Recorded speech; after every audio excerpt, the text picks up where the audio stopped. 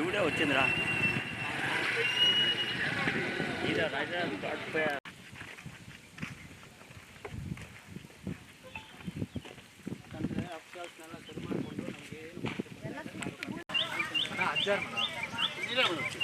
ఊరికి ఇట్లా వచ్చింది ఏమో ఇట్లే వస్తుంది అంతే.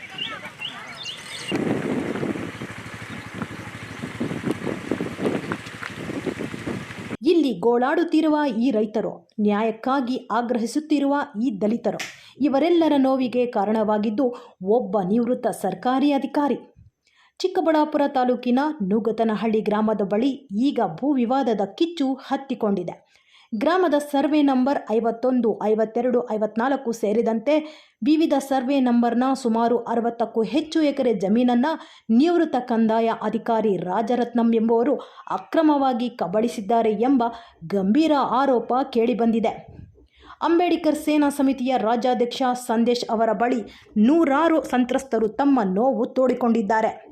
ಏನು ವಿಚಾರ ಅಂದರೆ, ಚಿಕ್ಕಬಳ್ಳಾಪುರ ತಾಲೂಕು ನಂದಿ ಹೋಬಳಿ ನುಗಿತಹಳ್ಳಿ ಗ್ರಾಮ ಏನೋ ಇದು. ಇಲ್ಲಿ ಸರ್ವೆ ನಂಬರ್ 141, 143, 144, 153, 152, 151 ಈ ಜಾಗಗಳಲ್ಲಿ ಸುಮಾರು 50ರಿಂದ 60 ಎಕರೆ ಜಮೀನು. ಅದರಲ್ಲಿ ಒಂದು 30 ಎಕರೆ ಜಮೀನು ಸರ್ಕಾರದ ಹೆಸರಲ್ಲೇ ಐತೆ. ಇನ್ನೊಂದು 30-35 ಎಕರೆ ಜಮೀನು ಯಾರ ಹೆಸರಲ್ಲಿ ಐತಂದರೆ ಈ ರಾಜರತ್ನಂ ಅನ್ನೋ ಒಬ್ಬನ ಹೆಸರಲ್ಲಿದೆ.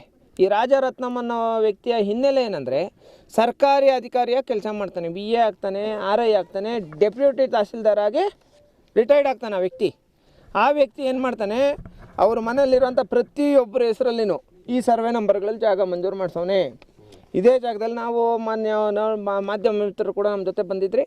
ಅದೇ ಜಾಗದಲ್ಲಿ ಬೇರೆಯವ್ರ ಹೆಸರುಗಳಿಗೆ ಮಂಜೂರು ಮಾಡಿರೋಂಥ ಜಾಗದಲ್ಲಿ ಮನೆ ಕಟ್ಕೊಂಡವನೆ. ಅದ್ರ ಜೊತೆಗೆ ಏನು ಮಾಡಿದ್ದಾನೆ, ಸುಮಾರು ಜನಗಳಿಗೆ ಅವ್ರ ಹೆಸರುಗಳಲ್ಲಿ ಜಮೀನು ಮಂಜೂರಾತಿ ಮಾಡೋ ಥರ ಡೂಪ್ಲಿಕೇಟ್ ಡಾಕ್ಯುಮೆಂಟ್ ಸೃಷ್ಟಿ ಮಾಡಿ ಅವ್ರ ಹೆಸರುಗಳಿಗೆ ಮಂಜೂರು ಮಾಡಿರೋ ಥರ ಮಾಡಿ ಆ ಜಾಗಗಳನ್ನ ಕೂಡ ಇದೇ ವ್ಯಕ್ತಿ ತಗೊಂಡು ಸುಮಾರು 60-65 ಎಕರೆ ಜಮೀನಲ್ಲಿ ಪೊಸಿಷನಲ್ಲಿದ್ದಾನೆ. ನೋಡಿ, ಈಗ ನಮ್ಮ ಜೊತೆ ಇವ್ರು ರೈತರಿದ್ದಾರೆ. ಬಾಣ ಇಲ್ಲಿ ನಿಮ್ಮ ಹೆಸರೇನೀಗ? ಶ್ರೀನಿವಾಸ, ಎಂ ಜಿ ಶ್ರೀನಿವಾಸ್ ಅಂತ. ಇವ್ರ ಹೆಸರಲ್ಲಿ ಪ್ರೆಸೆಂಟ್ ಪಾಣಿ 3 ಎಕರೆ ಐತೆ. ಆದರೆ ಆ 3 ಎಕರೆಗೆ ಅವ್ನು ಕಾಂಪೌಂಡ್ ಹಾಕೊಂಡವನು, ವಿಂಗಡಣೆ ಮಾಡಿ 2 ಎಕರೆ ಸಪ್ರೇಟಾಗಿ ಮಾಡವನು. ಇವರೇನ ನಾವು ಹೋಗಿ ಬೆಳೆ ಬೆಳಿಬೇಕು, ಇವರೇನಾದರೂ ಹೋಗಿ ಏನಾದರೂ ಕೆಲಸ ಮಾಡಬೇಕಂದ್ರೆ ಇಮಿಡಿಯೇಟಾಗಿ ಇವ್ರ ಮೇಲೆ ದೌರ್ಜನ್ಯ ಮಾಡ್ತಾರೆ. ಇದು ನ್ಯಾಯನಾ? ಹಾಗಾದರೆ ರಾಜರತ್ನಂ ಈ ಸ್ಕೆಚ್ ಹಾಕಿದ್ದು ಹೇಗೆ? ಚಿಕ್ಕಬಳ್ಳಾಪುರ ಮೂಲದ ಈ ರಾಜರತ್ನಂ ಚಿಕ್ಕಬಳ್ಳಾಪುರ ತಾಲೂಕಿನಲ್ಲಿ ಕಾರ್ಯದರ್ಶಿ, ರೆವಿನ್ಯೂ ಇನ್ಸ್ಪೆಕ್ಟರ್ ಮತ್ತು ಶಿರಸ್ತೇದಾರಾಗಿ ಸೇವೆ ಸಲ್ಲಿಸುತ್ತಿದ್ದರು.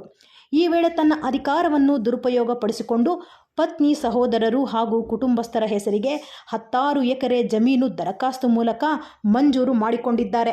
ಕೇವಲ ಮಂಜೂರಾತಿ ಅಷ್ಟೇ ಅಲ್ಲ, 8 ಎಕರೆಗೂ ಹೆಚ್ಚು ಜಮೀನನ್ನು ಖರಾಬು ಎಂದು ನಮೂದಿಸಿ ಜಾಣತನದ ಆಟವಾಡಿದ್ದಾರೆ. ಅಷ್ಟೇ ಯಾಕೆ, ದಲಿತರಿಗೆ ಮಂಜೂರಾಗಿದ್ದ ಜಮೀನನ್ನು PTCL ಕಾಯ್ದೆ ಉಲ್ಲಂಘಿಸಿ ಖರೀದಿಸಿದ್ದಲ್ಲದೆ ಅಸಲಿ ದಾಖಲೆಗಳನ್ನೇ ನಾಶಪಡಿಸಿದ ಆರೋಪ ಈತನ ಮೇಲಿದೆ. ಸರ್, ನಮಗೆ 1949-50ರಲ್ಲಿ ಗ್ರಾಂಟ್ ಆಯಿತು. AKDR ಅಲ್ಲಿ ಜಮೀನು ಗ್ರಾಂಟ್ ಆಯಿತು. ಗ್ರಾಂಟ್ ಆದಾಗ ಪೂಜಪ್ಪ ಬಿನ್ ಸತ್ಯಪ್ಪ ಅನ್ನೋನಿಗೆ ಒಂದು 2 ಎಕರೆ, ಆಮೇಲೆ ಮುನ್ಶ್ಯಾಮಿ ಬಿನ್ ತಿರುಮಲಪ್ಪ ಅಂತ 2 ಎಕರೆ, ಒಟ್ಟು 4 ಎಕರೆ ಆಗಿತ್ತು. ಅದನ್ನು ಇವರು ರಾಜರತ್ನಮ್ಮನವರು ಕ್ರಯ ಮಾಡ್ಕೊಂಡಿದ್ದಾರೆ. ಅದೇ ನಮ್ಮ ತಾತವ್ರಿಂದ. ಮತ್ತು ನಮ್ಗೆ PTCL ಆಯಿತು. ಮತ್ತು 91-92ರಲ್ಲಿ ನಮ್ಗೆ ರೀಗ್ರಾಂಟ್ ಆಯಿತು.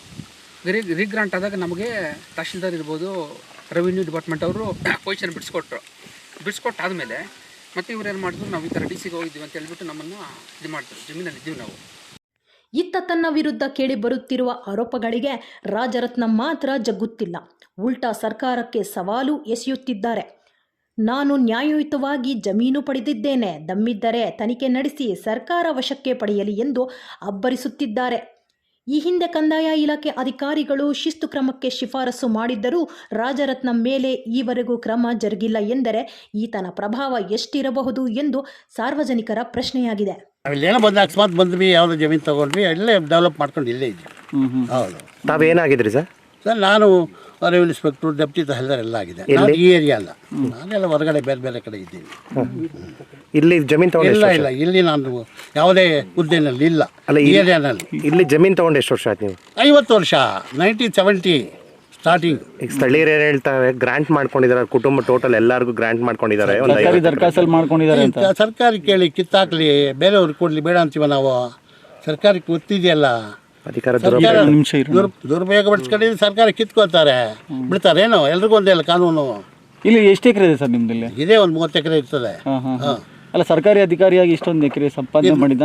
ಸಂಪಾದನೆ ಮಾಡಿದ್ದಪ್ಪ, ನೀವು ಅದನ್ನ ಯಾಕೆ ಒತ್ತಿ ಅಲ್ಲ ಕೇಳೋದು ಧರ್ಮದ ಹೇಳಿದಲ್ಲ ನೀವು, ಸರಿ ಕರೆಕ್ಟ್, ನಾವು ಸಂಪಾದನೆ ಮಾಡಿದ್ವಿ.